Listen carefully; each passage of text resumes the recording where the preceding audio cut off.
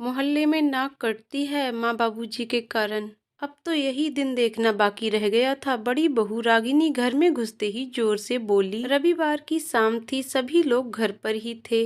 अब क्या हो गया, क्यों सबकी शाम खराब कर रही हो? गुस्से से अंकित ने रागिनी से पूछा। इतने दिन तक तो मैं मुंह बंद किए रही, अब मेरे से ये रोज रोज का नाटक देखा नहीं जाता। हमारी भी तो मोहल्ले में नाक कटती है माँ बाबूजी के कारण, रागिनी ने कहा। भाभी, हुआ क्या है ये तो बताइए, आप तो बस पहेलियां ही बुझा रही हैं। देवर विपिन बोला। इतने में देवरानी शिवानी भी रसोई से बाहर आ चुकी थी। अभी सब्जी लेने गई तो देखा बाबूजी माँ का हाथ पकड़कर पार्क से वापस लौट रहे हैं और आस पड़ोस वाले मुंह नीचे किए हंस रहे हैं। बिमला जी भी बोली, मुझे बताओ, इस उम्र में ये सब क्या अच्छा लगता है? मैं तो उनकी बात पर चुप ही हो गई। जब से रिटायर हुए हैं बाबूजी के तो तेवर ही बदल गए हैं और माँ भी नई नवेली दुल्हन की तरह हर समय शर्माती रहती हैं। घर में बच्चे हैं, उन पर कितना बुरा असर पड़ता है, रागिनी ने उत्तर दिया। आग तो लगी हुई थी, उसमें घी डालते हुए शिवानी भी बोली। हाँ, ये बात तो ठीक है। अभी परसों शाम की तो बात है, बाबूजी रसोई घर से तेल गर्म करके माँ के घुटनों की मालिश कर रहे थे। वह तो मैं जब चाय देने गई तो माँ झटके से बैठी, परंतु सामान्य व्यवहार ही कर रहे थे, मानो कुछ हुआ ही ना हो, शिवानी ने कहा। अभी बातें चल ही रही थी कि पीछे से राजेश जी और निर्मला जी सैर करके वापस आ गए थे और शिवानी की बात उनके कानों में पड़ चुकी थी। कुछ कहे बिना चुपचाप आकर वह भी सोफे पर बैठ गए कि अचानक बड़ा बेटा अंकित बोला, पापा, ये क्या नाटक चल रहा है आजकल? लोग देखेंगे तो क्या कहेंगे? अंकित के इतना कहते ही राजेश जी गुस्से से बोले, नाटक?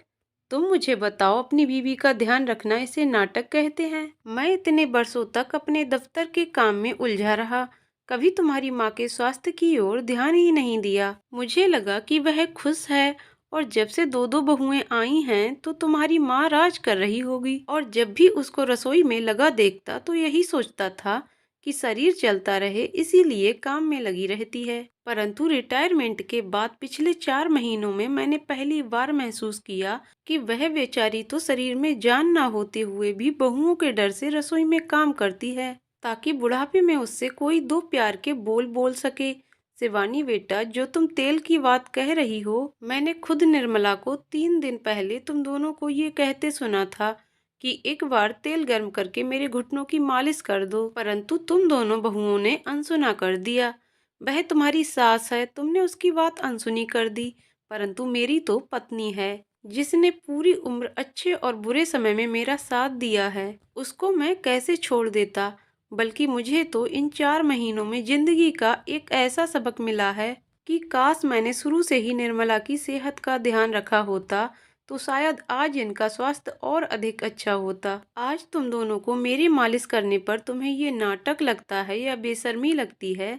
तुम बताओ, क्या अगर एक पत्नी पति की रोज सेवा कर सकती है तो बीमारी में पति पत्नी की सेवा नहीं कर सकता क्या? और रही बात हाथ पकड़कर आने की, तो अभी पार्क में चलते चलते उसके घुटनों का दर्द बढ़ गया था, इसीलिए मैंने अपनी पत्नी का हाथ थामा था। पत्नी का हाथ थामने में शर्म कैसी? यदि समाज इस पर हमारी हंसी भी उड़ाता है तो मैं शर्मसार नहीं हूँ।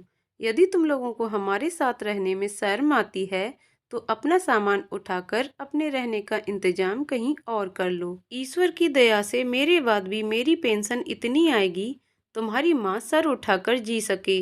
राजेश जी के कड़वे मगर सच्चे बोल अंदर तक सभी बच्चों को हिला गए। जानते थे कि उनके पिताजी इतने इरादों के पक्के हैं, यदि उन्होंने ठान लिया तो उनको इस घर में नहीं रहने देंगे।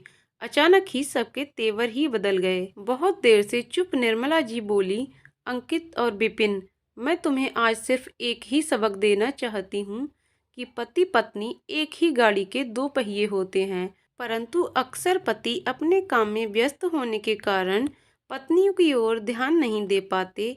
मैं तो कहूँगी तुम दोनों भी रागिनी और शिवानी का उसी प्रकार ध्यान रखना शुरू करो जैसे तुम्हारे पिताजी अब मेरा रख रहे हैं, ताकि तुम्हारे रिश्तों की मिठास और गहरी हो और तुम लोगों का रिश्ता अटूट हो। हम औरतें पूरी उम्र बस अपने पतियों के प्यार के दो मीठे बोल और साथ बिताए पलों के लिए ही तो तरसती हैं। निर्मला जी की बात सुनकर दिल से रागिनी और शिवानी के आंसू निकल आए।